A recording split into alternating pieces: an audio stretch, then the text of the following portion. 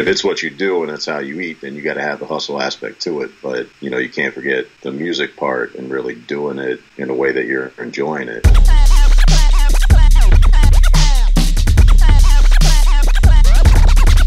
Peace, what's going down? It's DJ Payne 1 for Beatstars.com. Privileged to introduce to you my man E-Dan from ID Labs Music. Very special guest today with a whole lot of experience, and I'm just appreciative to have him here.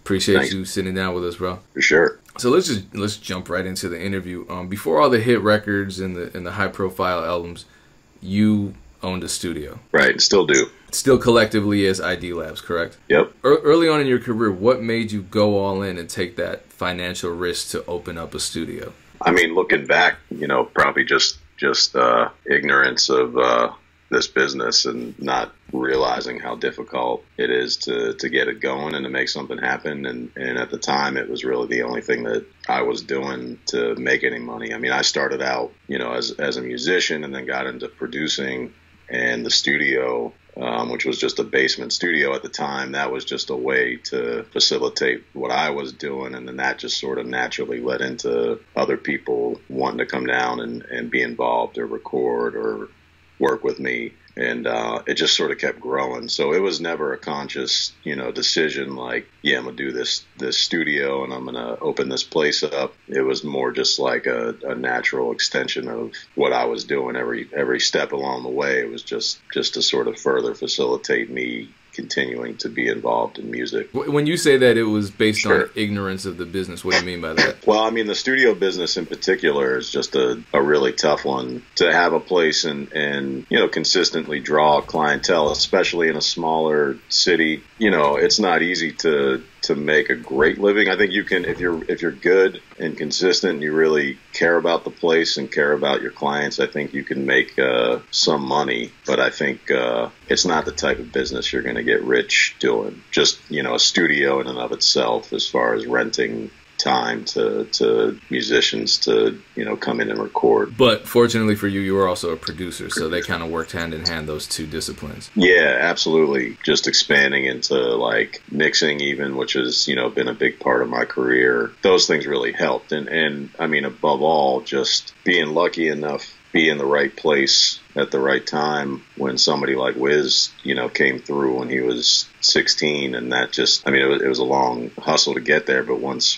things took off, that sort of changed everything and blew the doors open for us and for me. Let's talk about Wiz coming through at age 16. So I read that you initially kind of hired him on to work in the studio to pay for studio time. Yeah, he was coming through just, you know, he had started coming. He had heard about the place through a mutual friend, you know, maybe the second or third session in, you know, I just really recognized that, you know, he was working with a lot of talent, and I decided to call him up and just sort of offer the studio to him if in exchange he would come down and sort of help out, because it was at the time just a couple of us running the place, and you know, it was always a struggle just to keep things in shape and make sure that, you know, we were getting back to people and getting things booked and all that. So it didn't last very long. You know, his intern gig, I mean, it quickly, I think we both sort of felt like we were onto something, and it just turned into a musical thing. Eventually, every moment he was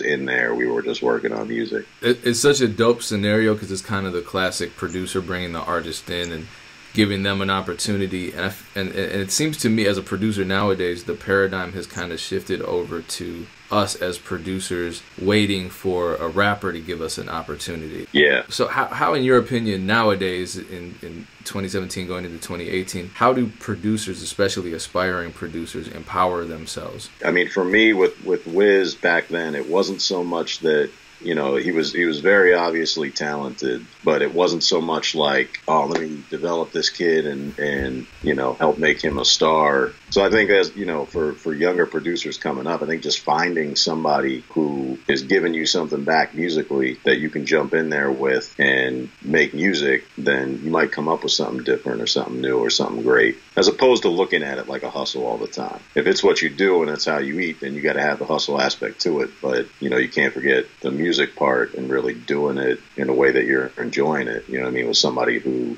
you know, you feel like is bringing something to the table. And I think that process of building is just a great way to, you know, begin navigating the business. Let me pick up on something you said. You used the word control when describing your relationship with Wiz early on. How hands-on were you? I mean, guide me through a typical session as far as your ability to produce the record beyond just making the beat. Well, especially early on, you know, he had been rapping for a little while, but, you know, song structure and you know, just some of like the more refined elements of putting a song together, he didn't totally have down. So a lot of it in the beginning was, you know, me trying to impress that stuff upon him. But, you know, it was also, and still to this day sort of continues where, you know, when we get together and work on something, you know, I then have an opportunity afterwards to go back and refine things and take things further with the production. And, you know, it was a little bit more involved back then because we were constantly in the same room together working on it. But yeah, I always had the chance to like take what he had done, take what I had initially done, and then expand upon it, you know, and add more parts or change things around or make space for, you know, a B section or, you know, all that sort of stuff to make something really a song.